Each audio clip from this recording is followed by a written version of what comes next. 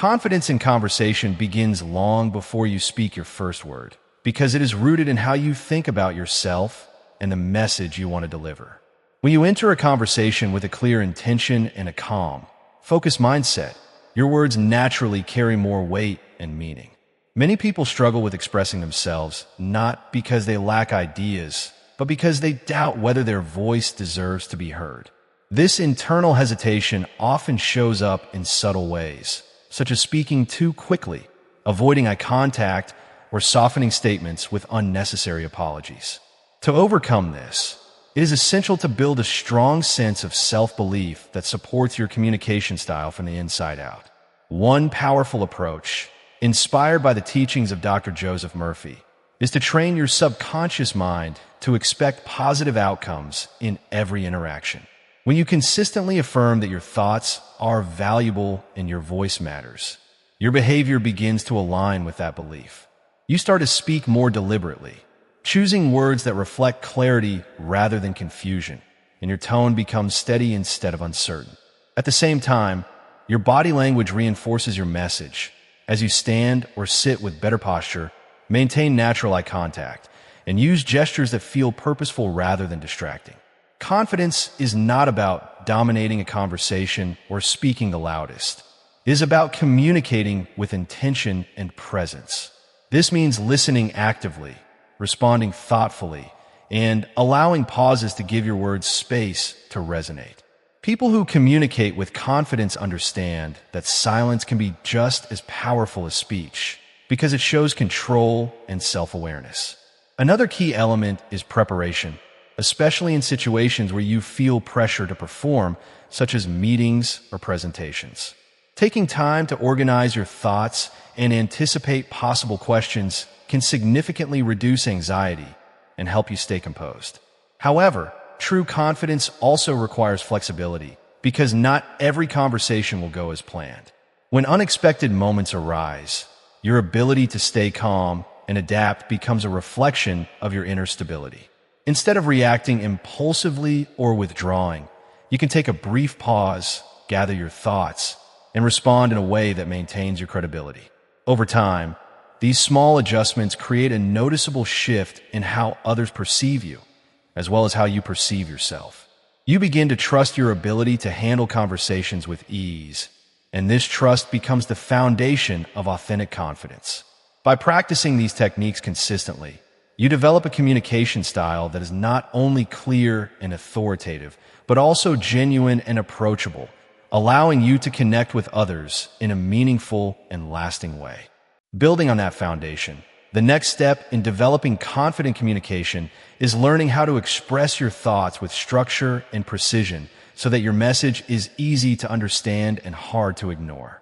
Many people lose authority in conversation not because their ideas are weak, but because they present them in a scattered or hesitant way. When your thoughts are organized, your delivery becomes smoother and your confidence naturally increases. A simple method is to think in clear segments. Begin with your main point, support it with a brief explanation or example, and then conclude with a strong closing statement. This approach keeps your message focused and prevents you from rambling or second-guessing yourself mid-sentence. Another important factor is your tone of voice, which often communicates more than your actual words. Speaking too softly can signal uncertainty, while speaking too quickly can make you seem nervous or unprepared.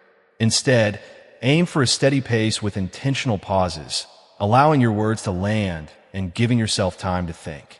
This sense of control reflects a deeper level of confidence that others can easily recognize. In line with the mindset principles associated with Dr. Joseph Murphy, it is helpful to mentally rehearse successful conversations before they happen. By visualizing yourself speaking clearly, being understood, and receiving positive responses, you condition your mind to treat confident communication as a natural outcome rather than a rare success. Over time, this mental practice reduces fear and replaces it with a sense of familiarity and ease. Equally important is your ability to handle feedback or disagreement without losing composure. Confident communicators do not feel threatened by differing opinions. Instead, they remain open, listen carefully, and respond with respect and clarity. This shows emotional intelligence and strengthens your credibility, even in challenging situations.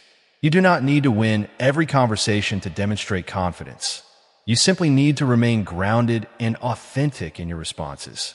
Additionally, eliminating filler words such as like, or can significantly improve the clarity of your speech. While these habits are common, reducing them helps you sound more deliberate and polished.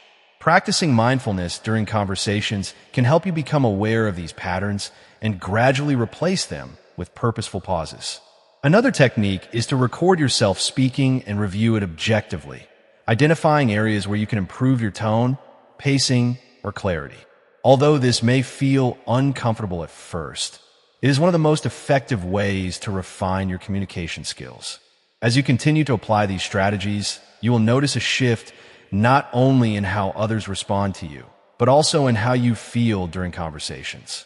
What once felt intimidating begins to feel manageable and eventually even enjoyable. Confidence in communication is not a fixed trait. It is a skill that develops through consistent practice, self-awareness, and a willingness to grow. By committing to this process, you create a powerful presence that allows your voice to be heard, respected, and remembered in any environment. Toch komt er vaak een moment waarop die langzame vooruitgang begint te voelen als een zware stilte, alsof er achter de schermen iets gebeurt dat je niet kunt zien maar wel kunt voelen. En dat is precies het punt waarop twijfel zich stilletjes naar binnen sluipt en je gedachten begint te vullen met vragen die je energie ondermijnen. Je vraagt je af of je wel op de juiste weg bent, of al die inspanning ooit zal leiden tot echte verandering. En juist wanneer deze onzekerheid het sterkst wordt, bevinden veel mensen zich dichter bij een doorbraak dan ze zich kunnen voorstellen. In de benadering van DR Julia Reeve wordt vaak benadrukt dat het lichaam en de geest niet lineair genezen, maar in golven bewegen, met periodes van vooruitgang die gevolgd worden door momenten van schijnbare stilstand. En het is precies in die stilstand dat de diepste integratie plaatsvindt. Wat voelt als terugval is vaak geen verlies, maar een fase waarin je systeem alles wat je hebt geleerd probeert te verwerken en te verankeren. En dat proces kan intens, verwarrend en soms zelfs ontmoedigend aanvoelen. Stel je voor dat je een berg beklimt in dichte mist, zonder duidelijk zicht op de top, en elke stap die je zet lijkt op de vorige, zonder tastbaar bewijs dat je hoger komt, en toch brengt elke stap je dichter bij een uitzicht dat alles zal veranderen. Dit is waar veel mensen afhaken, niet omdat ze zwak zijn, maar omdat ze niet geleerd hebben om de onzichtbare vooruitgang te vertrouwen. Vooral wanneer het gaat om het lichaam, zoals bij spanningen die zich hebben opgebouwd door stress, hormonale veranderingen of eerdere ervaringen, kan het herstel traag en onvoorspelbaar zijn. En juist die onvoorspelbaarheid creëert een gevoel van controleverlies.